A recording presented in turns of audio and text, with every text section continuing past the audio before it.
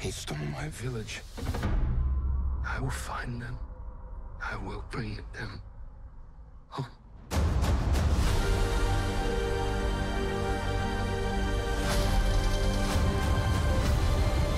We will save them together.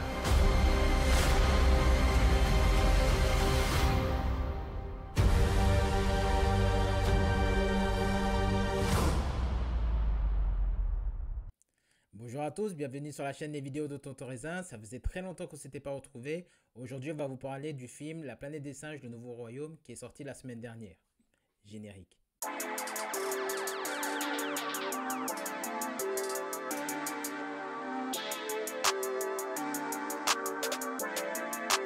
Perfect.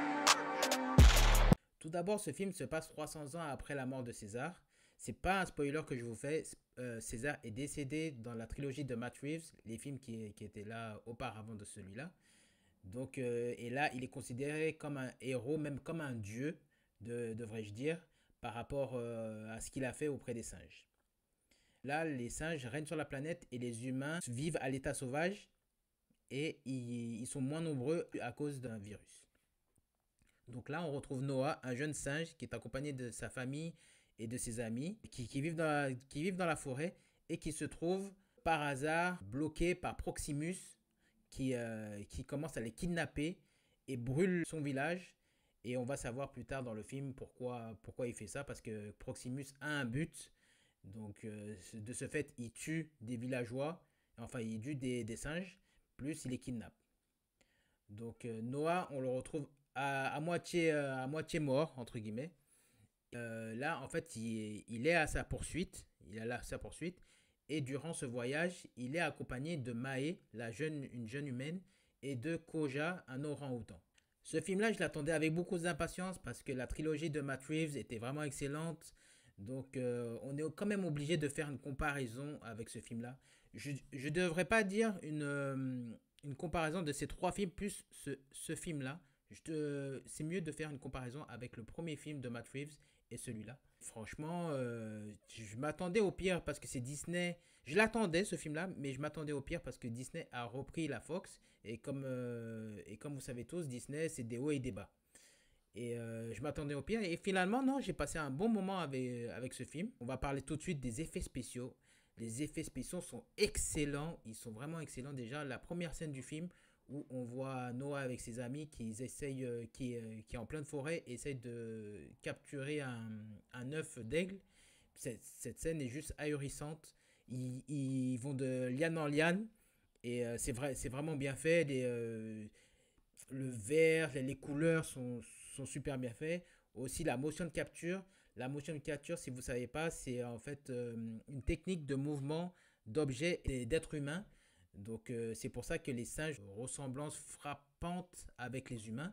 Donc on voit que avec la motion de capture, ils ont mis des objets autour de leur visage et autour de leur corps pour que les singes puissent apparaître super bien et non costumés comme dans les films des années 60. Le meilleur personnage pour moi de ce film, c'est Proximus, clairement, joué par Kevin Durant. C'est pas Kevin Durant, hein, le basketteur, hein, je vous entends. Hein. C'est Kevin Durant, le Canadien, et qui joue au Proximus. Il a un charisme de fou. C'est lui qui porte pour moi le film. Noah, par contre, je le trouve un peu dedans. Il manque de profondeur. Il manque clairement de profondeur. Si bien sûr il faut faire une comparaison avec César, c'est sûr qu'il manque de profondeur.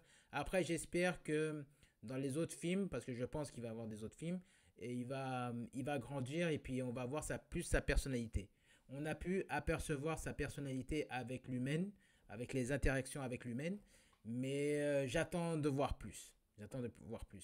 Mae ou Nova, comme il l'appelle, joue vraiment bien, mais c'est surtout le personnage Proximus qui est le méchant du film qui porte le film. Il y a beaucoup de références auprès du premier film de 1968.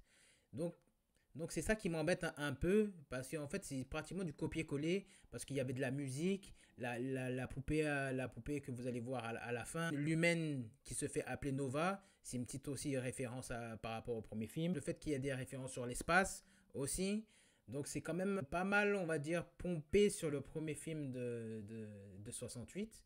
Mais il reste bien. Je pense qu'ils ont voulu faire un remake parce que le film commence à être vieux. Donc pour les nouveaux spectateurs, c'était mieux de faire un film avec des bons effets spéciaux et à peu près le film qui se rejoint avec le film de 68. Sinon, vous allez passer un très bon moment auprès de ce film. Franchement, il y a rien à dire. Il n'y a pas beaucoup de points négatifs à dire. C'est pour ça que cette note, je la mets de 7 sur 10. C'est déjà pas mal. Allez le regarder en famille, vous allez passer un bon moment. Les 2h25 passent super vite. Comme on dit, c'était une petite review. Abonnez-vous à la chaîne, dites-moi ce que vous en avez pensé. Et puis on se retrouve la prochaine fois pour de nouvelles vidéos. Allez, bye.